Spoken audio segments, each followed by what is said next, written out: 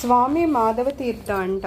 తర్వాత చెప్పబోయే ఇద్దరు భగవాన్ భక్తుల్లో ఒకరు సంశయాళువు అంటే సందేహించేవారంట, మరొకరు పండితుడు అంట. సో భగవాను ఈ రెండు లోహాలను కరుణ, ప్రేమ, శ్రద్ధ, ప్రకాశము అనే పరశువేది ద్వారా బంగారంగా మార్చారంటున్నారు.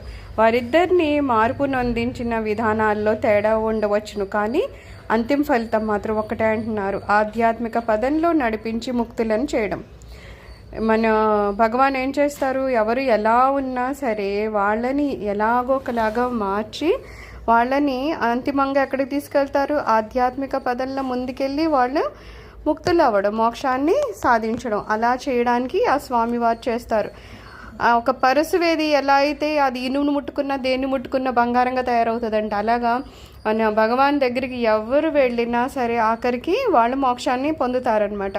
సో వీరి గురించి చదివినప్పుడు సద్గురువు వారి స్థాయికి దిగి వారికి కలిగిన ఆటంకాలన్నింటినీ ఎలా తొలగించాలో, దాని ద్వారా చివరకు మోక్షాన్ని పొందడానికి ఎలా ప్రోత్సహించాలో, మనలో ప్రతి ఒక్కరు కూడా ఆ మోక్షం యొక్క ప్రభావాన్ని అందుకుంటాము. మనకి తెలిసినా తెలియకపోయినా సరే, మీకు తెలిసి అంటుకోకపోయినా నిప్పు మనల్ని కాచి తీరుతుంది కదా, అలాగే ఏకాగ్రతతో చదివిన వారికి వారిలోన మార్పు జరిగిపోతుంది. వారికి తెలిసి జరిగినా తెలియకుండా జరిగినా అంటున్నారు. స్వామివారి గురించి మీరు ఇలా చదివితే కూడానంట లోపల ఎలా మార్పు అవుతుంది అనేది మనకి అర్థం కాకపోయినా సరే మనలో మార్పు వస్తుందట. మనం ఖచ్చితంగా ముక్తి వైపు వెళ్తామంట. అందుకని స్వామివారివి చదివితే చాలంట. ఆ పుస్తకాలు మనం కాసింత ఏకాగ్రతతో చదివితే లోపల ఎలాగా అవుతుంది అనేది మనకు అర్థం కాదు, కానీ ఖచ్చితంగా మనలో మార్పు అయితే వస్తుందంట. మనము మోక్షకామలం అవుతాం అన్నమాట. ఖచ్చితంగా మనం ముక్తి వైపుకి పయనిస్తామంట. అందుకని ఏమంటున్నారు, కేవలం మనం కాస్త శ్రద్ధగా వింటే చాలంటున్నారు. స్వామి మాధవ తీర్థ ఒక ప్రసిద్ధి చెందిన మహాత్ముడు. బాల్యం నుండియే మోతీలాల్ అంటే స్వామి మాధవ తీర్థ మరణం యొక్క రహస్యాన్ని గురించి తీవ్రంగా యోచించేవారు. సంచారకులైన సాధువులు, సన్యాసులు ఎవరేదైనా సరే దయచేసి మృత్యు అనే రహస్యాన్ని గురించి వివరించండి అని అదే పనిగా అడుగుతూ ఉండేవారంట. ఇలా సహజంగా అందరికీ రాదు, అసలు మృత్యు అనే మాట కూడా ఎక్కువ ఎవరో మాట్లాడరు. కానీ ఈయన మాత్రం చిన్నప్పటి నుంచి కూడా ఆయనకి ఎక్కువ మృత్యు గురించి ఆలోచించేవారంట. ఆయన అదే క్వశ్చన్ అడుగుతూ ఉండేవారంట. ఆయన సంస్కృతము నేర్చుకుని తన చేతికి అందిన పవిత్ర గ్రంథాలన్నింటినీ అధ్యయనం చేశారు. శ్రీమద్ భాగవతము ఆయనకి ఇష్టమైన గ్రంథము. ఆయన ఆధునిక విజ్ఞాన శాస్త్రాన్ని కూడా చాలా బాగా అధ్యయనం చేశారట. థియరీ ఆఫ్ రిలేటివిటీ అంటే సాపేక్ష సిద్ధాంతము అంటే ఆయనకి ప్రత్యేకమైన ఆసక్తి ఉండేదంట.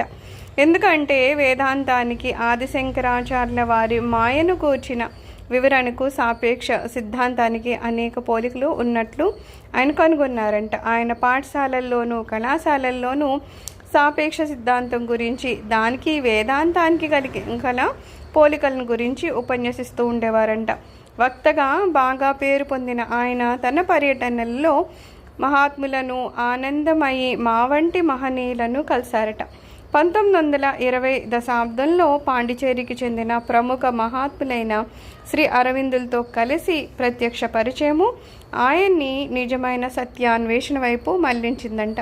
1939లో ఆయన సన్యాసాన్ని స్వీకరించారట. ఆ తర్వాత ఆయన స్వామి మాధవ తీర్థగా పిలువబడేవారనమాట. ఒక సన్యాసిగా ఆయన విస్తారంగా పర్యటించారంట. ఆయన పాండిత్యం వల్లనే కాకుండా తాను చదివిన దాన్ని తన జీవితంలో ఆచరణలో పెట్టే విధానం వలన కూడా ప్రజల అభిమానాన్ని పొందారట. ఆయన గొప్ప రచయితట. ఆయన 100 పుస్తకాలకి పైగా రచించారంట. కానీ ఆధ్యాత్మిక ఆశయ సాధన కొరకు అన్వేషణ కొనసాగుతూనే ఉందట. సత్యం కొరకై ఆయనకు కలిగిన తీరని దాహము ఆయన్ని అరుణాచలుని వద్దకు, భగవాన్ వద్దకు 1944 తీసుకువచ్చిందంట. ఆయన రమణాశ్రమంలో 14 రోజులున్నారంట. ప్రతిరోజు అధ్యాయంలోనూ అనుభవంతోనూ నిండిపోయిందంట. గొప్ప పండితుడు కనుక ఆయన తన అనుభవాలని, భగవాన్ తాను అడిగిన ప్రశ్నలను, ఆయన ఇచ్చిన సమాధానాల్ని వ్రాసి ఉంచుకునేవారంట. అలా కొంతమంది రాసి ఉంచారు కాబట్టి ఈరోజు మన దగ్గరికి ఇవన్నీ వచ్చాయన్నమాట.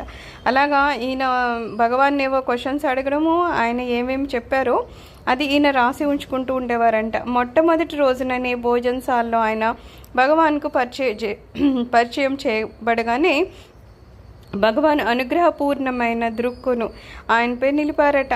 ఆ మొదటి వీక్షణం గురించి ఆయన ఇలా రాశారు: మొట్టమొదటిసారి రమణ మహర్షి గారు ఎవరిని ఏం చూశారనేది ప్రతి వాళ్ళు వాళ్ళ అనుభవం చెప్తారు. ఆ మొదటిసారి చూపే చాలన్నమాట వాళ్ళ జీవితాన్ని మార్చేస్తుంది. సో అలాగా మొదటిసారి ఆ స్వామివారు చూడడానికి ఈయనకి ఏమనిపించిందంట, మహర్షి యొక్క చూపులో తీక్షణమైన సూర్యుని ప్రకాశాన్ని చూశాను. నా శ్వాస ఆగిపోయినట్లు అనిపించింది. నా మనస్సు చెప్పలేనంత ఆనందంతోనూ ప్రశాంతతతోనూ నిండిన ఆధ్యాత్మిక తీరాలకు కొనిపోబడింది అంటున్నారు. ఎవరు తన్ని కలిసిన భగవాన్ తన మొదటి చూపుతోనే తన యొక్క ఉన్నత స్థితిని వారికి అనుగ్రహించేవారు కదా. ఎవరైనా సరే ఇలాగా ఏదో ఒక రకమైన అనుభూతిని పొందుతూ ఉండేవారనమాట. అలాగే ఈయనకి కూడా అలా అనిపించిందంట. ఎలాగా ఆయన చూడగానే చాలా ఒక సూర్యుడి ప్రకాశం ఎలా ఉంటుంది అలా అనిపించిందంట. అలాగే శ్వాస అయిపోయిందేమో అనిపించిందంట. ఆయన అంతలాగా ఫీల్ అయ్యారనమాట. నా మనసుకు కూడా చెప్పలేనంత ఆనందము ప్రశాంతత దొరికిందంటున్నారు. సో నిజమైన దర్శనం అంటే అదే అంటున్నారు. అలా వచ్చిన వారికి పొందగలిగే యోగ్యత ఉన్నా లేకున్నా సరే ఆయన తన పూర్ణ అనుగ్రహాన్ని ఎప్పుడూ ప్రసారం చేస్తుండేవారు. గురువులకున్న గొప్పతనం అది. ఏదో మనం క్వాలిఫైడ్ అయితేనే వాళ్ళు మనం అనుగ్రహిస్తారని ఉండదు. మనం నిజంగా వెళితే మనలో ఎన్ని బలహీనతలు ఉండని నిజంగా మనం అంత అర్హత లేకపోయినా సరే వాళ్ళ అనుగ్రహం మాత్రం మనమే చూపిస్తారనమాట. అలాగే రమణుడు ఎవరు వచ్చినా సరే వాళ్ళు ఎలాంటి వాళ్ళు అనేది పక్కన పెట్టి స్వామివారు ఆయన కరుణా వీక్షణాలు చూపిస్తూ ఉండేవారు కదా. అలాగే ఈయనకు కూడా అలా ప్రసారం అయ్యిందంట. స్వామి మాధవ తీర్థ లాంటి భాగ్యశాలులు ఆ అనుగ్రహాన్ని అందిపుచ్చుకోగలిగారు. ఎందుకంటే ఆ సమయంలో స్వామివారు భౌతికంగా ఉన్నప్పుడు ఈయన వెళ్ళి కలిశారు కాబట్టి ఆ అనుభవాన్ని ఆయన అందిపుచ్చుకున్నారు. ఆయన ఆశ్రమంలో ఉన్న 14 రోజుల్లోనూ ప్రతి నిమిషాన్ని సద్వినియోగం చేసుకొని తద్వారా మనకందరికీ ఉపయోగపడ్డారు. అది చాలా ఇంపార్టెంట్. గురువు గారి దగ్గర ఉన్న సమయాన్ని మనం సద్వినియోగం చేసుకోవాలి. ఆ సమయంలో అనవసరమైన మాటలు మాట్లాడడం కానీ అనవసరమైన ఆలోచన చేసి కూడా అక్కడ భౌతికంగా ఉన్నా సరే మన బుర్ర ఎక్కడో పనిచేసింది అంటే అక్కడ కూడా మనము మన సమయాన్ని దుర్వినియోగం చేసుకోవడం అనమాట. అందుకని ఏమంటున్నారు, ఆయన ఉండడం కేవలం 14 రోజులే ఉన్నారట, కానీ ప్రతి క్షణము ఆయన ఆస్వాదించున్నారనమాట. స్వామి మాధవ తీర్థిలా రాశారంట, పూర్తి వివేక వైరాగ్యాల ద్వారా సాధకుడు సాక్షి భావస్థితికి చేరుటకు ఆశించవచ్చును, కానీ దానికంటే ఉన్నతమైన స్థితి ఉంది. అందు ఒకరు విశ్వమంతటిలోనూ అన్ని జీవుల్లోనూ సర్వే సర్వత్రా తన ఉనికినే గుర్తిస్తారు. ఈ స్థితిని సంస్కృతంలో అభిన్న భావము అంటారు. మహర్షి చేత అందుకోబడిన ఈ స్థితి సామాన్య సాధకుని ఆలోచన పరిధికి అవగాహన శక్తికి అతీతమైనదైనప్పటికీ సాధకుడు మహర్షి వంటి గొప్ప మహనీయుల సన్నిధిలో కూర్చొని ఈ అభిన్న భావస్థితి యొక్క స్వభావాన్ని ప్రత్యేకతను కొంతవరకు అర్థం చేసుకోగలుగుతారంటున్నారు. ఏమంటున్నారు, పూర్తి వివేక వైరాగ్యాల ద్వారా సాధకుడు సాక్షి భావస్థితికి చేరడానికి ఆశిస్తాడు. మామూలుగా మనకి ఆశ అయితే ఉంటుంది, వివేకము వైరాగ్యంతో ఒక సాక్షి భావస్థితికి వెళ్ళాలి లేకపోతే ఆత్మసాక్షాత్కార స్థితికి వెళ్ళాలని ఆశ అయితే అందరికీ ఉంటుంది. అందుకే కదా ధ్యానం చేస్తారు ప్రతి ఒక్కరు. కానీ మరి అంత అందుకోగల స్థితి అందరికీ ఉంటుందా అంటే కష్టము. కానీ మనకి ఆ స్థితి ఉండగలిగేంత అర్హత ఉన్నా లేకపోయినా సరే ఏమవుతుంది, ఇలాంటి భగవాన్ దగ్గర వెళ్ళినప్పుడు లేకపోతే పెద్ద పెద్ద మహనీయుల దగ్గరికి వెళ్ళినప్పుడు వాళ్ళు మనకి ఆ స్థితిని కలిగేలాగా చేస్తారు.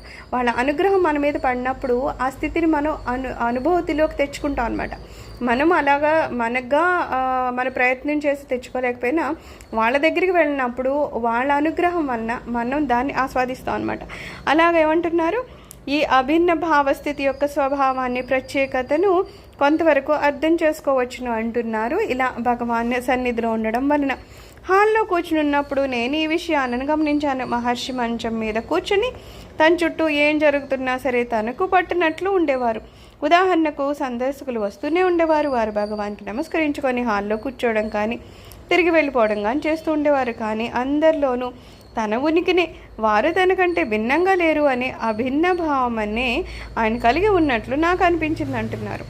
ఆయన ఏమంటారు, నన్నులో ఉన్న ఆత్మ అంతటా ఉన్న ఆత్మ ఒకటే. అంటే నాలో ఉన్న ఆత్మ ఎదురుగుండా ఎంతమంది వ్యక్తులున్నా అందరిలోనూ అదే ఆత్మ ఉంది కాబట్టి ఆయనకి అభిన్నంగా అనిపించేది కాదు.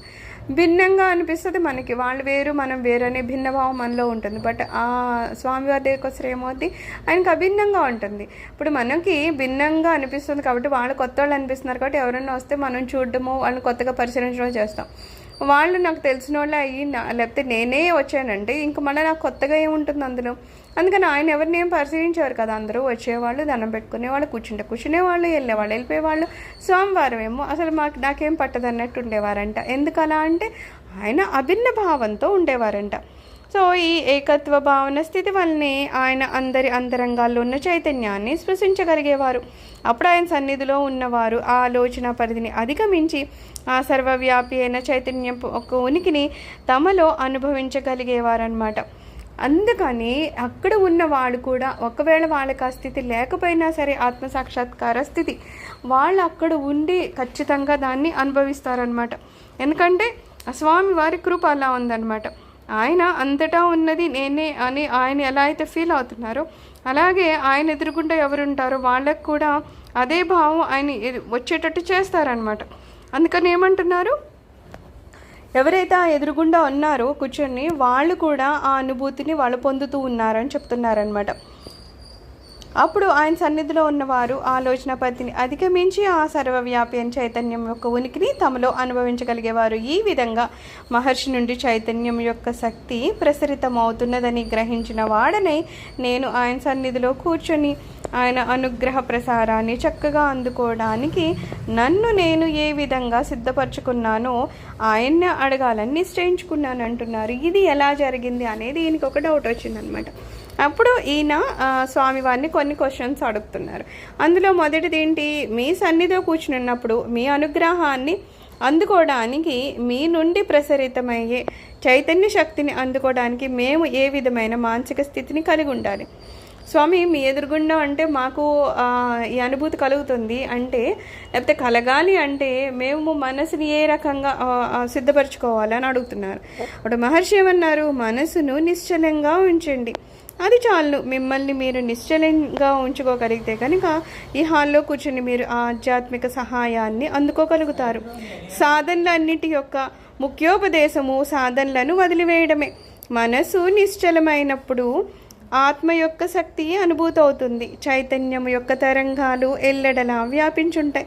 మనస్సు నిశ్చలంగాను శాంతితో నిండి ఉంటే ఎవరైనా వాటిని అనుభవించగలరు. ఇది చాలా జాగ్రత్తగా గమనించాల్సిన విషయం. మన మౌనస్వామి గారి దగ్గర కూడా ఎందుకు అక్కడికి వెళ్ళాక అంత శాంతంగా అనిపిస్తుంది, ఎందుకు అనుభూతులు కలుగుతాయంటే ఇందుకనమాట. ఏమంటున్నారు, మనం అక్కడికి వెళ్ళినప్పుడు ముందు మనసుని నిశ్చలంగా ఉంచుకుంటే చాలట. ఫస్ట్ ఏమంటున్నారు, మీరేం చేయక్కర్లేదు, కేవలం మీ మనసుని నిశ్చలంగా ఉంచుకోండి అంటున్నారు. నిశ్చలంగా ఎప్పుడు ఉంటుంది, మన ఆలోచనలు వేరే వేరే జోలికి వెళ్లకుండా ఉన్నప్పుడు మాత్రమే నిశ్చలంగా ఉంటుంది. మనము బాహ్య ప్రపంచం గురించి ఏదో ఆలోచిస్తూ అక్కడ కూర్చున్నాం అనుకో, ఖచ్చితంగా మనలో నిశ్చలత్వం ఉంటుందా, ఉండదు కదా, వేరే వేరే ఆలోచనలు వచ్చేస్తాయి. అప్పుడు నిశ్చలత్వం ఉండదు. అప్పుడు మనం అక్కడ ఏం జరుగుతున్నా దానికి మనం ప్రభావితం కాలేం. అందుకని స్వామి ఏమంటున్నారు, ముందు నీ మనసుని నిశ్చలంగా ఉంచు. ఆ తర్వాత ఈ హాల్లో కూర్చొని మీరు ఆధ్యాత్మిక సహాయాన్ని అందుకోగలుగుతారు. సాధనలన్నిటి యొక్క ముఖ్యోపదేశము సాధనని వదిలివేయడమే. ఏమంటున్నారు, ఇవన్నీ చేయడానికి ముఖ్యోపదేశం ఏంటి, అసలు ఎందుకు మనం ఇవన్నీ చేస్తున్నాం అంటే సాధనలు వదిలివేయడం అంటే మనసు నిశ్చలమైనప్పుడు చైతన్యం యొక్క శక్తి అనుభూతిలోకి వస్తుంది. చైతన్యం యొక్క తరంగాలు ఎల్లడలా వ్యాపించి ఉంటాయి. ఇక్కడ ఏమంటున్నారు, మనం సాధన చేస్తున్నాం అనుకో, మళ్ళీ సాధనలు వదిలేయడం అంటే మనం మామూలుగా ఉండే మన సాధన ఏంటి, బాహ్య ప్రపంచంలో తిరగడం. ఎప్పుడు మన ఆలోచనలు అటు ఇటు అటు ఇటు ఇటు ఇటు పోతూ ఉంటాయి. వాటిని వదిలేయాలి. ఫస్ట్ ఆలోచనలు అటు ఇటు పోతున్నాయే, ఆ ఆలోచన పోయే ఆ పద్ధతిని మనం వదిలించుకోవాలి ఫస్ట్. అది వదిలితేనే మనము ఆలోచన రహిత స్థితికి వెళ్తాం, కనీసం నిశ్చలమైన స్థితికి వెళ్తాం. అలా నిశ్చలమైన స్థితికి వెళ్ళి అక్కడ మనం అలా కూర్చుని ఉన్నాం. అక్కడ ఏమవుతుంది, ఆల్రెడీ అక్కడ ఆ స్వామివారు ఉన్నారు. ఆయన ఒక చైతన్యం ఉంది, ఆ శక్తి అక్కడ అంతా వ్యాపించింది. ఎప్పుడైతే మన మనసు కూడా నిశ్చలంగా అక్కడ కూర్చుని ఉందో అది వ్యాపించింది కాబట్టి ఆ శక్తిని తీసుకుంటుందంట. ఇంకా ఈజీగా చెప్పాలంటే, ఇప్పుడు ఏదో పాలుని పిదుకుతున్నారు అనుకుంది, ఒక గిన్నె అలా చాలా జాగ్రత్తగా దాని కిందే పెడితే పాలు అందులో పడతాయి. మనం దాన్ని ఇష్టం వచ్చినట్టు గిన్నె అట్టు ఇటు తిప్పేసాం, ఇంకా పాలు అయితే ధార పడుతుంది, కానీ మనం ఇష్టం వచ్చినట్టు తిప్పేస్తున్నాం, దాంట్లో ఎక్కడ పడుతుంది, పడదు. అలాగా మన మనసుని కనుక నిశ్చలంగా చేసుకుని కూర్చుంటే ఆ అనుభూతిని మనం పొందుతామంట. తప్పితే మన మనసు నిశ్చలంగా లేదు, కేవలం వెళ్ళి అక్కడ కూర్చున్నాం కానీ మనసుని ఆలోచనలు మాత్రం ఎక్కడెక్కడెక్కడికో తిప్పేస్తున్నాం. అలా తిప్పేస్తే ఏమవుతుంది అంటున్నారు, అక్కడ ఆల్రెడీ ఆ శక్తి ఉంది. ఆ స్వామి వారి వలన ఆత్మస్థితి ఆత్మశక్తి అనేది అక్కడ ఉంది. కానీ అది పట్టుకునే స్థితిలో మనం లేవే, మనం చంచలంగా ఉన్నాం కదా. ఆ గిన్నెని ఇష్టం వచ్చినట్టు తిప్పినట్టు మన మనసును కూడా ఇష్టం వచ్చినట్టు, మన ఆలోచన ఇష్టం వచ్చినట్టు తిప్పేస్తున్నాం. అప్పుడు అక్కడున్న శక్తిని మనం ఎలా గ్రహించలేం కదా. సో ఏమంటున్నారు, అక్కడ ఎలాగో ఆ శక్తి ఉంది, కానీ నువ్వు గ్రహించాలంటే మాత్రం నువ్వు ఆలోచన రహిత స్థితి లేకపోతే నిశ్చలమైన మనస్సుని పొంది ఉండాలంటున్నారు. అలా ఉన్నప్పుడే మనసు నిశ్చలంగాను శాంతితో నిండి ఉంటే ఎవరైనా వాటిని అనుభవించగలుగుతారంటున్నారు. ఇక్కడ వేరే ఏ క్వాలిఫికేషన్ అవసరం లేదు. నువ్వు ఏ జాతి, ఏ కులము, మగ ఆడ, ఏ పెద్దవాడ చిన్నవాడ దేనికి సంబంధం లేదు. ఉన్నది ఒక్కటే రీజను, నువ్వు మనసును శాంతిగా పెట్టుకో, నువ్వు మనసులో ఆలోచన రహిత స్థితికి వెళ్ళు, నువ్వు నిశ్చలంగా ఉండు. అప్పుడు ఖచ్చితంగా నువ్వు ఆత్మ సాక్షాత్కారం అనే దాన్ని అనుభూతిలోకి తెచ్చుకుంటావు అనమాట. సో నెక్స్ట్ టైం వెళ్ళినప్పుడు ఇలాంటి ప్రాక్టీస్ చేయాలి. ఇక్కడ ఏమంటున్నారు, సాధన అంటే సాధనలు వదలడం. ఇప్పుడు కొత్తగా చేసే సాధన వల్ల పాత సాధనలు వదిలించుకోవడం అనమాట. మనకు పాత సాధనలు ఏమిటి, అవసరమైనా లేకపోయినా ప్రతి వాళ్ళ గురించి మాట్లాడడం, ప్రతి విషయం గురించి ఆలోచించడం, ప్రతిదీ బాధ్యతగా నెత్తిమి పెట్టేసుకోవడం, బరువుగా భావించడం, ఇవన్నీ చేయడం. సో మనకి సాధన ఏంటట, అవన్నీ వదిలించేసుకోవడం అనమాట. ఇవన్నీ కాదు నాకు కావాల్సింది, ఇవన్నీ కాదు, ఇవన్నీ కేవలం నా శరీరం చేసుకుంటూ పోతుంది తప్పితే దాన్ని నేను మనసులో పెట్టేసుకొని ఇంకా మనసునంతా దాని గురించి, వాళ్ళ గురించి, లోకం గురించి ఆలోచించేస్తూ కూర్చుంటే ఇంకా నా సహజ స్థితిని నేను ఎప్పుడు తెలుసుకోలేను. కాబట్టి ఇక్కడ ఏమంటున్నారు, ఫస్ట్ నువ్వు నీ మనసును కంట్రోల్ చేసుకోవడం నేర్చుకో. ఎప్పుడైతే మనసు కంట్రోల్లోకి వచ్చిందో అక్కడ స్వామివారి అనుగ్రహం వలన ఎలాగూ అక్కడ ఆ శక్తి వ్యాపించే ఉంది, దాన్ని కూడా మనం అనుభవంలోకి తెచ్చుకుంటామంట. తర్వాత ఏమడుగుతున్నారు, నేను మీ కళ్ళలోనికి అదే పనిగా చూస్తూ ఉండడం మంచిదేనా, లేకపోతే మీ ముఖాన్ని దర్శిస్తూ ఉండాలా, లేదా నా మనసుని ఏదో ఒక దానిపై ఏకాగ్రత పరచాలా. ఇప్పుడు మనం ఏకాగ్రపరచాలంటే అన్ని వైపులో చూస్తే మళ్ళీ ఏకాగ్రత ఉండదు కదా. మనుషులు కూడా ఏదో అన్ని తిప్పి చూస్తున్నాం అనుకో, మళ్ళీ దాని గురించి వెళ్తుంది. ఏకాగ్రత చేసే వాళ్ళు ఏం చేస్తారు, ఫస్ట్ ప్రాక్టీస్ కోసం అని ఏదో ఒక కొవ్వొత్తిని ఎరిగించి దాన్ని చూడడమో, లేకపోతే మన ఆజ్ఞాచక్రంలో ధ్యాస పెట్టడం, ఏదో ఒక్క పాయింట్ అంటారు, ఇది ఒక్క దాన్ని చూడు, అప్పుడు నీ కొంచెం మనసు చంచలత్వం తగ్గుతుంది అంటారు. అలాగే ఇక్కడ ఈ స్వామి ఏం అడుగుతున్నారంటే, భగవాన్ మీ కళ్ళల్లోకి చూడమంటారా, మీ ముఖం చూడమంటారా, లేదు నేనే ఏదో ఒక దాని మీద ధ్యాస పెట్టి అక్కడ ఉండమంటారా అని అడిగితే అప్పుడు మహర్షి ఏం చెప్తున్నారంట, మీ స్వస్వరూపంపై దృష్టిని నిలపండి, కళ్ళు తెరుచుకుని ఉన్నా మూసుకుని ఉన్నా సరే పట్టింపు లేదు. ఏదో కళ్ళు మూసుకుంటేనే ధ్యానం చేయాలి అనేది మనం స్టార్టింగ్లో అనుకునేది, కానీ తర్వాత అనుభవపూర్వకంగా స్వామి ఏం చెప్తారు, నువ్వు కళ్ళు మూసుకోవడము లేకపోతే చేతులు కాళ్ళు పనిచేయకుండా కూర్చోవడము అప్పుడు కాదు మన ఆత్మవిచారణ జరుగుతుంది. ఆత్మవిచారణ ఎప్పుడు జరుగుతూ ఉంటుంది, మన శరీరం పనిచేసినా పని చేయకపోయినా, మన కళ్ళు పనిచేసినా పని చేయకపోయినా, అది మనము చాలా కష్టపడి నేర్చుకోవాల్సిన విషయం అంటారనమాట. సో ఇక్కడ ఎవరిని చూడను అని అడిగితే మీరు ఎవరిని చూడాలని అది ఏం లేదు, మీ ధ్యాస అంతా ఎక్కడ ఉండాలంటున్నారు, మీ స్వస్వరూపంపై అంటే మీ ఆత్మ మీద మీ దృష్టి పెట్టి ఉంచండి అంటున్నారు. అంటే మనం ఒక పని చేసినా చేయకపోయినా ఎప్పుడు ఏది ఆలోచించాలి, ఆత్మని గురించి ఆలోచించాలి, దాన్నే ఆత్మవిచారణ అంటాం కదా. ఎప్పుడు ఆత్మ మీదనే ధ్యాస ఉండాలి. మనకి పని అయితే జరుగుతుంది, పనులు మానేసి పడుకొని కూర్చొని చేయమని ఎవరూ చెప్పరు. ఆ పనులు జరుగుతూ ఉన్నప్పుడే మన ధ్యాసని మాత్రం తీసుకెళ్ళి ఆత్మ మీద పెట్టాలని చెప్తారు. అలా ఉంటేనంట సర్వత్రా నిండి ఉన్నది ఒకటే, కావున కళ్ళు తెరిచినా మూసినా ఒకటే. మీరు ధ్యానం చేయదలిచినట్లయితే మీలోని అహం అనబడే చైతన్యంపై ధ్యానం చేయండి అంటున్నారు. ఎప్పుడు ఏమంటున్నారు, కళ్ళు తెరిచినా మూసినా ఒకటే ఎందుకు అవుతుందంటే, మీరు కనుక ధ్యానం చేస్తున్నారు అనుకుందాము, మీలోని అహము అని అనబడుతుంది చైతన్యం, దానిపైన ధ్యానం చేయండి. కళ్ళు మూసుకున్నప్పుడు ఎక్కడ ధ్యాస పెట్టాలి అంటే, నాలో ఒక ఆత్మ అనేది లేకపోతే చైతన్యం ఉంది లేకపోతే అహం అని ఉంది, దాని మీద నేను ధ్యాస పెట్టాలి. అలాగే ఆత్మ దానికి కళ్ళు లేవు కనుక కళ్ళు మూసినా తెరిచినా ఒకటే అంటున్నారు. ఆత్మ అనేది ఉందంటే దానికి ఏమన్నా మనలాగా రూపురేఖలు, శరీరము, అవయవాలు అవన్నీ ఉన్నాయి ఏం లేవు. కాబట్టి అది ఏమి చూడాలా చూడకూడదు అనే దాంతో సంబంధం లేదు. అందుకని మన ధ్యాస ఏమంటున్నారు, నా స్వస్వరూపమైన ఆత్మ మీద ధ్యాస పెట్టండి అంటున్నారు. మీరు సాక్షాత్కారాన్ని పొందితే ఈ ప్రపంచం గురించి ఏ ఆలోచనలు ఉండవు. ఎప్పటి వరకు మనకి ఆత్మ సాక్షాత్కారం అనుభూతిలోకి రాదు, లేకపోతే ఎప్పటి వరకు దాన్ని మనము అనుభవంలోకి తెచ్చుకోవాలని అనుకోము, అప్పటి వరకు మన ధ్యాస అటు ఇటు వెళ్ళిపోతుంది, బాహ్య ప్రపంచంలోకి వెళ్ళిపోతుంది. అయితే ఒక్కసారి కనుక మనం ఆత్మ సాక్షాత్కారాన్ని పొందితే ఆ తర్వాత ఏమంటున్నారు, ఈ ప్రపంచం గురించి మనకి ఏ ఆలోచనలు ఉండవట. సహజంగా అయితే ప్రపంచ ఆలోచనలే ఉంటాయి. కానీ ఇప్పుడు ఏమంటున్నారు, ఒకసారి అటువైపు మనం వెళ్ళామా ఆ తర్వాత మనకి ప్రపంచం గురించి ఆలోచనలు ఉండబట్ట. మీరు ఒక గదిలో కూర్చొని ఉన్నప్పుడు కిటికీలు తెరిచి ఉన్నా మూసినా మీరుగానే ఉంటారు. అదే స్థితిలో కనుక మీరు ఆత్మలో నిలకడ కలిగి ఉంటే బయట కార్యక్రమాలు జరుగుతున్నా లేకున్నా మీకేమీ పట్టదు. అందుకని ఒక గదిలోనే కూర్చున్నాము, ఎక్కడ కూర్చున్నా అక్కడే ఉంటాం కదా. కిటికీలు తీసినంత మాత్రం ఎక్కడికో వెళ్ళిపోము, కిటికీలు బంద్ చేస్తే ఏదో ఇంకోలాగా అయిపోము కదా. దానికి సంబంధం లేదు, కిటికీ ఉంది అంతే, అది తెరిచి ఉండని మూసి ఉండని. తెరిచి ఉంటే మనము చంచలత్వం ఉందంటే ఆ కిటికీ బయట ఏమవుతుంది, ఎవరు పోతున్నారు ఎవరు వస్తున్నారు అని చూస్తాం. మనలో చంచలత్వం లేదు, అప్పుడు ఏమవుతుంది, అటువైపు మనం ధ్యాస పెట్టము, ఎవరు రాని పోని మనం అటువైపు ధ్యాస వెళ్ళదు, కేవలం మన పని ఏదో మనం చేసుకుంటూ ఉంటాం. అలాగా మన ధ్యాస ఎప్పుడైతే ఆత్మ మీద ఉందో ఆ తర్వాత బాహ్య ప్రపంచంతో మనకి ఏదైనా జరగని, ఎవరైనా మనని గౌరవించని మనని అవమానించని ఏమైనా జరగని మన ధ్యాస అటువైపు వెళ్ళదంట.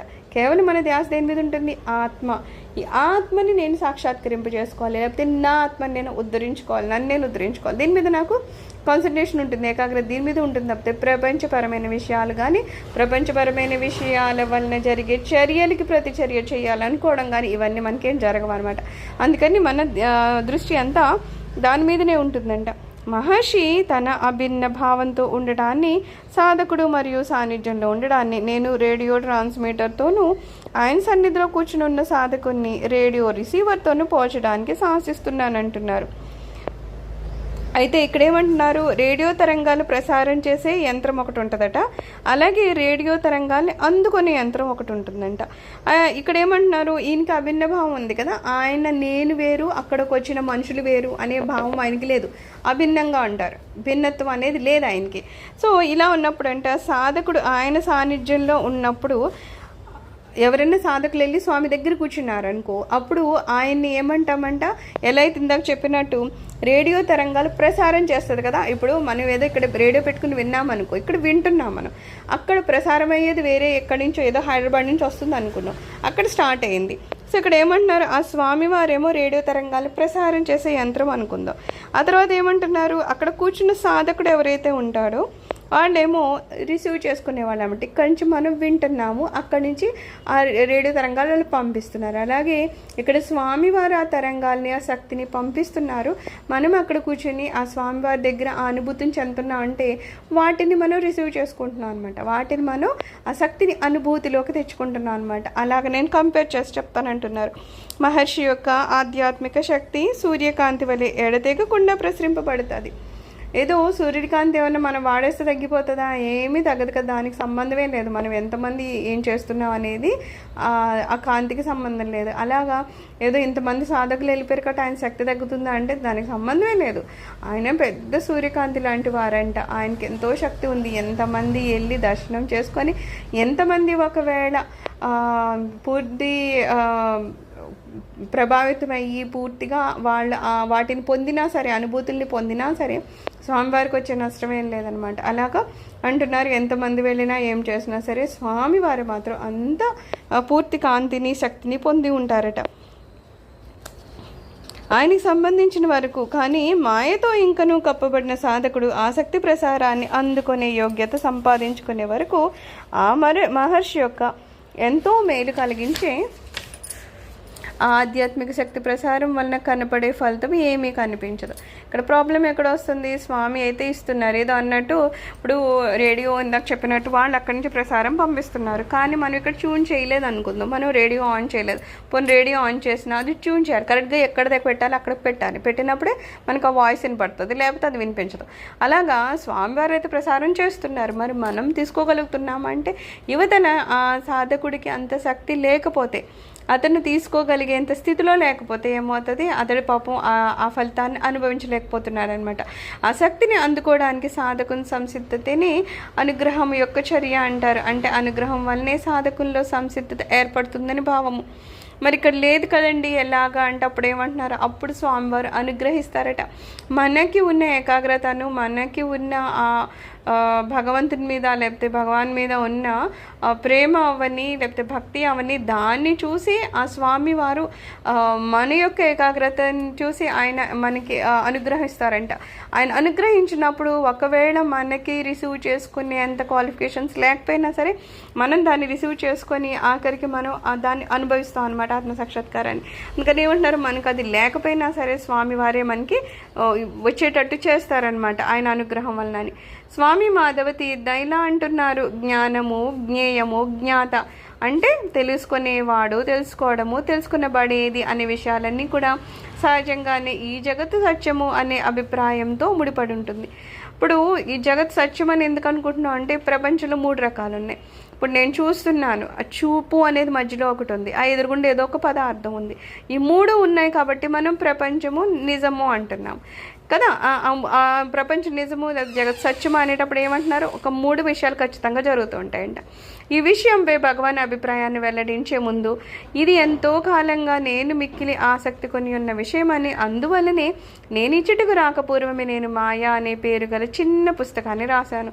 అందులో నేను ఈ జగత్తు యొక్క నిత్యత్వమును గురించి భారతీయ దర్శన శాస్త్రంలో వివరింపబడిన విషయాలకు ఆధునిక కాలంలో గొప్ప భౌతిక శాస్త్రవేత్త అయిన ఐన్స్టీన్ తన సాపేక్ష సిద్ధాంతం ద్వారా వెల్లడి చేసిన విషయాలకు గల సారూప్యాన్ని వివరించారు.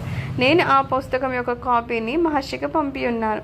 నేను ప్రతిపాదించిన విషయంపై ఆయన అభిప్రాయం తెలుసుకోవాలని ఎంతో కుతూహలంతో ఉన్నాను అని చెప్తున్నారు. అయితే ఈయనేవో కొన్ని రాశారంట దీని గురించి, దాన్ని కూడా మహర్షి గారికి పంపించారంట. సో ఆయన ఏమంటారో అని అనుకున్నాను అన్నారు, తప్పితే ఇక్కడ మహర్షి గారు ఏం మాట్లాడలేదు.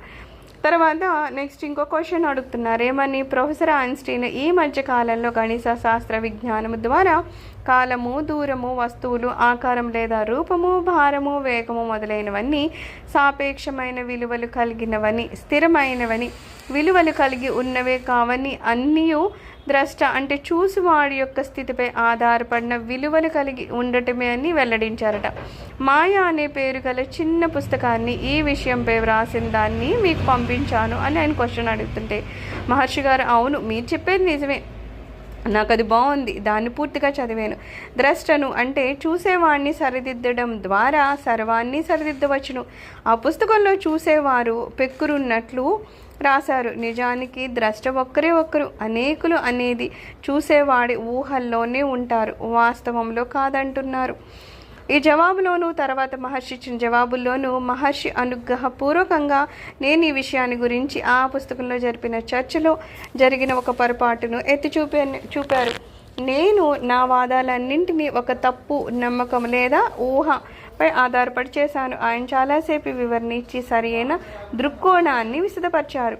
ఆ పుస్తకం రాయడంలో నా ఉద్దేశం మాయా అనే విషయంపై ఆది శంకరాచార్యుల వారిచే ప్రతిపాదించబడిన సిద్ధాంతానికి, ఆధునిక భౌతిక శాస్త్ర సిద్ధాంతమైన సాపేక్ష సిద్ధాంతానికి అంటే ఐన్స్టీన్ యొక్క థియరీ ఆఫ్ రియాలిటీ అనేదానికి రిలేటివిటీ పూర్తి పోలిక ఉందని తెలియడం. అయితే ఈ సిద్ధాంతం అందరికీ తెలిసిందే.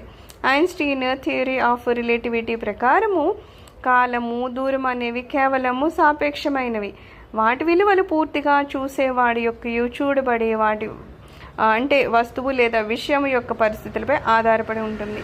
స్థిరమైన అంటే మారని విలువలు గల కాలము, దూరము అనేవి లేవని ప్రతిపాదించబడ్డాయి. ఇద్దరు పరిశీలకులు 2 భిన్నమైన ప్రదేశాల నుండి ఒకే సంఘటన పరిశీలించినట్లయితే వారు కనుగొనేనట్టి ఫలితాల్లో ఇవ్వబడిన కాలము, దూరాల యొక్క విలువలు తేడాగా ఉంటాయి. ఇది ఇక్కడంతా ఇందా నుంచి ఏం చెప్తున్నారంటే చూసే వాళ్ళని బట్టి అక్కడ కాలము, దూరము తేడా వస్తుందని చెప్తున్నారు కదా. ఇంకా సింపుల్గా చెప్పాలంటే మనం ఇప్పుడు ఒక అద్దం ఎదురుగుండానే ఒక నలుగురున్నా అద్దంలో ఉన్నది ఒక అద్దం అయినా సరే నలుగురు 4 రకాలు చూస్తూ ఉంటారు. ఎందుకంటే వాళ్ళు కూర్చున్న ఆ స్థితి వేరేగా ఉంటారు కదా, అందరూ ఎదురుగుండానే ఉంటారు కదా, కొంచెం అటు ఇటులో ఉంటారు కాబట్టి వాళ్ళ వైపు నుంచి ఏది కనబడితే అది కనిపిస్తుంది. సో ఇక్కడ ఏమంటున్నారు, అక్కడ ఒకటే ఉందా అనుకోవడానికి లేదు, ఎవరు చూస్తారో వాళ్ళ మీద అది ఆధారపడి ఉంటుంది. అలాగే కాలము దూరం బట్టి కూడా అది ఆధారపడి ఉంటుంది. తేడాలు వస్తాయంటున్నారు. ఒకరు పరిశీలించిన వానితో రెండో వాన్ని సరిపోలి ఉండవు. ఇద్దరు పరిశీలకులు రెండు వేరు వేరు ప్రదేశాల్లో ఉండి పరిశీలిస్తే ఒకే విషయం వారు రెండు రకాలుగా చూస్తారు. ఇదే వాదంతో దీన్ని రుజువు చేస్తారు. ఇద్దరు పరిశీలకులు రెండు వేరు వేరు ప్రదేశాలను పరిశీలిస్తున్నారనేదే ఒక ఊహాజనితమైన భావన. ఇద్దరి మధ్య దూరం కూడా సాపేక్షమైంది, స్థిరమైన విలువ కలిగింది కాదు. కావున కేవలము ఒక పరిశీలకుడు మాత్రమే ఉండాలి. స్వామి మాధవ తీర్థకు వెంటనే మహర్షి థియరీ ఆఫ్ రిలేటివిటీ వంటి ఆధునిక విజ్ఞాన శాస్త్ర సిద్ధాంతాలను కూడా సత్యంలో స్థిరపడిన తన స్వీయ అనుభవంతో ప్రయత్నరహితంగానే విశ్లేషించగలరని విశదపడింది. సద్దర్శనంలోని 16వ శ్లోకము కాలము దూరాలపై మహర్షి అభిప్రాయాలు స్పష్టంగా వ్యక్తం చేస్తుంది అంటున్నారు. నేను లేని కాలము దూరము ఎక్కడున్నాయి అంటున్నారు. ఇక్కడ నేను అనేది ఏంటి, మనము ఆత్మని తీసుకుంటాం కదా, నేను అనేది ఆత్మ. అయితే నేను అంటే ఒక ఈ శరీరమే అయితే ఈ శరీరానికి ఒక కాలం అని దూరం అని ఒక ప్రాంతం ఏవో చెప్పచ్చు. కానీ మరి నేను అనేది తీసుకున్నాం అనుకుందాం, నా ఆత్మ అనేది ఉందంటే అది ఎప్పుడు ఉంది కదా, అది ఇంతని ఇక్కడ ఉంది అలా ఉంది లేకపోతే ఎప్పుడో ఉంది అలా ఏమనడానికి లేదు, అది ఎప్పుడూ ఉంది. సో దానికి ఏమైనా కాలము దూరం ఉన్నాయా అంటే దానికి అలాంటివి ఏం లేవు. అలాగే ఈ శరీరము కాలము దూరాలకు పరిమితి ఉంటుంది, కానీ నేను ఈ శరీరాన్ని కాను. నేను సర్వకాలాల్లోనూ సర్వత్రా ఉన్నాను. ఆత్మరూపంగా నన్ను చూస్తే మాత్రం నేను అంతటా ఎప్పుడు ఎక్కడ ఎలా అయినా ఉన్నాను. సో అది నిజం తప్పితే ఈ శరీరానికే మనము కనెక్ట్ చేసేసి నేను ఇంతకాలమే ఉంటానంటే అది కరెక్టా కాదని భగవాన్ చెప్తారు. పై పిక్చర్లో చెప్పబడిన భగవాన్ థియరీ ఆఫ్ రిలేటివిటీ తప్పు అని చెప్పలేదు. దాన్ని వివరించడానికి ఎన్నుకున్న ఉదాహరణ సమర్థింపబడజాలని ఊహపై ఆధారపడిందని అన్నారు అంతే. అయితే పై పద్యంలో చెప్పండి సంపూర్ణమైన ఆధ్యాత్మిక అనుభవము కాలము దూరాల గురించి ఉన్న పొరపాటు అభిప్రాయాలన్నింటినీ కొట్టిపారేస్తోంది. కాలం అనేది ఒక స్థిరమైన విలువ కలిగింది కాదు, ఒక మొదలు చివర కలిగి ఉన్నటువంటిది కాదు. కాలానికి మొదలు చివర ఉన్నాయని భావించడము అర్ధరహితము, ఊహాజనితము. మనము కనుక కాలానికి మొదలు చివర ఉన్నాయని భావిస్తే అవి కూడా కాలంలోనే ఉండాలి. ఈ 16వ శ్లోకం ద్వారా భూత భవిష్యత్తులు అన్నినవి నిరాకరించబడి కేవలం నిరంతరమైన ప్రస్తుతం మాత్రమే అంగీకరించబడుతుంది. ఎప్పుడు స్వామివారు ఏం చెప్తారు, ప్రస్తుతం అనేది ఉందని చెప్తారు. ఏదన్నా కాలం చెప్తున్నామంటే ఇంత కాలము అని అది చెప్పడం కేవలం ఊహాత్మకంగా మనం చెప్తామేమో, కానీ నిజంగా అంతే కాలం అనేది ఉండదు కదా. ఏదో ఒక గంట అన్నామంటే ఈ రోజులో ఒక గంట అన్నామంటే ఈ రోజు మొత్తం ఉన్న కాలంలో ఒక గంట మనం ఇంకో కొంతకాలం మనం తీస్తున్నాం, కానీ అది ఖచ్చితంగా అంతే కాలం అని చెప్పడానికి ఉండదు కదా. అంటే ఇక్కడ ఎలా చెప్పాలి మీకు, స్వామి ఏమంటారంటే ప్రస్తుతం అనేది మాత్రమే ఉంది. ఇప్పుడు మనమన్నా ఏదైనా చేయాలంటే మనం ఏం చెప్తాము, రేపు చేస్తాం ఎల్లుండి చేస్తాం అని చెప్తున్నాం. ఎల్లుండి చేస్తాం అంటాం, కానీ ఎల్లుండ అనేది ఎల్లుండి రోజుకి వెళ్ళి చేయట్లేదు. ఆ రోజు మళ్ళీ ప్రస్తుతమే చేస్తాం. ఆ రోజు మళ్ళీ ఈ సమయం అయ్యింది, అప్పటికి ఆ కాలం ఏమని చెప్తాం, ప్రస్తుతం అంటాం కదా. ఎల్లుండా అని ఈరోజు అన్నాను, కానీ ఆ రోజు నేను చేయాల్సిన సమయం ఏదైనా చేస్తుందంటే అది ప్రస్తుతంలోనే చేస్తున్నాను, ప్రజెంట్లోనే చేస్తాం. అది ఎప్పుడో చేసాము అంటే అప్పుడు కూడా ప్రస్తుతంలోనే చేసాము, తర్వాత చేయబోతున్నాం అంటే అది ప్రస్తుతంలోనే చేస్తాం. కానీ నిజానికి ఏమంటున్నారు, ప్రస్తుతం అనేది మాత్రమే కాలం ఉంది తప్పితే ముందు వెనక అనేవి ఏ కాలాలు లేవు. అవి కేవలం మనం ఊహాత్మకంగా చెప్తాం, అంతవరకునే అనమాట. సో స్వామివారు అలా చెప్తున్నారంట. ఈ 16వ శ్లోకం ద్వారా భూత భవిష్యత్తులు అనేవి నిరాకరించబడ్డాయి, కేవలం నిరంతరము ప్రస్తుతం మాత్రమే అంగీకరించబడింది. ఆ సద్వస్తువును ఎట్టి మార్పు నందని నిర్వికారమైన సదా ఉనికి కలిగినటువంటి ఆత్మను సాధకుడు ఇక్కడే సాక్షాత్కరింప చేసుకోవాలని భావించవాలనే కానీ భవిష్యత్తులో ఎప్పుడో జరుగుతుందని భావింపరాదు. ఇంత ఎందుకు చెప్తున్నారంటే స్వామి ఏమంటారు, ఏదో ఇంకా మేము సాధన చేస్తాము, ఎప్పుడుకో వస్తుందిలే, ఎప్పుడో చేద్దాంలే అని మనం ఎప్పుడో అని తర్వాత అని అంటున్నాం కదా. ఇంకా చేస్తున్నాం ఎప్పుడుకో వద్దులే అంటున్నాం కదా. స్వామి ఏమంటారు, నువ్వు ఎప్పుడో అని అలా అనద్దు, ఎందుకంటే నువ్వు ఎప్పటికి వెళ్ళినా అప్పుడు కూడా ప్రస్తుతంలోనే అవుతుంది. ఏ క్షణం అయితే మనకి ఆత్మసాక్షాత్కారం ఏందో ఆ క్షణం అది మనకి ప్రస్తుతంలోనే ఉంటుంది. సో ఎప్పుడో ప్రస్తుతం ఎందుకయ్యా, ఈ ప్రస్తుతం నీ ఎదురుగుండా ఉంది కదా, ఈ క్షణం ఉంది కదా. సో ఈ క్షణమే నువ్వు ఆత్మసాక్షాత్కారానికి ఎందుకు ప్రయత్నించకూడదు, ఇప్పుడే మన ఆత్మసాక్షాత్కారాన్ని ఎందుకు పొందకూడదు. అందుకని ఏమంటున్నారు, నువ్వు కాలానికి విలువ ఇవ్వాలంటే ఈ క్షణమే నువ్వు ఆత్మసాక్షాత్కారాన్ని పొందు, దానికే నువ్వు ప్రయత్నించు.